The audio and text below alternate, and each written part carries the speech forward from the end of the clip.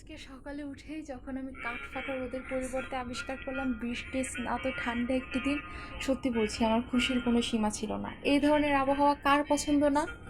এই ধরনের আবহাওয়াতে, বিশেষ করে এই ধরনের ঠান্ডা শীতল একটা ওয়েদারে সব থেকে বেশি ভালো কি লাগে জানেন? খিচুড়ি আর চাল ভাজা।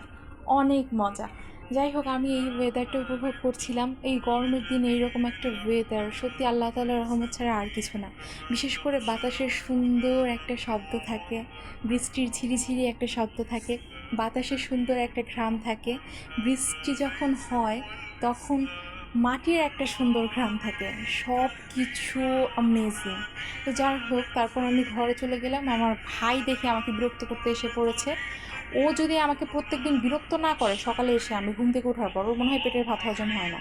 তো ও চলে যাওয়ার পর আমি ঘরটা কোনো রকম গুছিয়ে এখন আমার পড়তে বসতে হবে। দুপুর হয়ে গিয়েছিল, তারপর পড়তে বসে কোনো রকম আমি একটু পড়া শেষ করে রেডি হয়ে প্রাইভেটের জন্য বের হয়ে গেলাম। তো প্রাইভেটের জন্য বের হয়ে আমার বাসায় আসতে আসতে প্রায় রাত হয়ে গিয়েছিল। পরে এসে আমার এক কাপ কফির খুবই প্রয়োজন ছিল, কারণ কফি ছাড়া আমার রাত জাগা সম্ভবই না। ইনফ্যাক্ট কফি খেয়েও আমি রাত 2টা, খুব বেশি হলে 2টার বেশি রাত জাগা আমার জন্য একটু কষ্টকর হয়ে যায়। যদিও মাঝে মাঝে আবার কীভাবে যে ঘুম আসে না আমি নিজেও বুঝে উঠতে পারি না। সারা রাতও জাগনা থাকতে পারি কোনো কোনো সময়। তো যাই হোক, কিছুদিন পর থেকে ইয়ার চেঞ্জিং এক্সাম, রাত জাগতেই হবে, কিছু করার নেই। তো এক কাপ কফি নিয়ে আমি বসে পড়লাম পড়তে।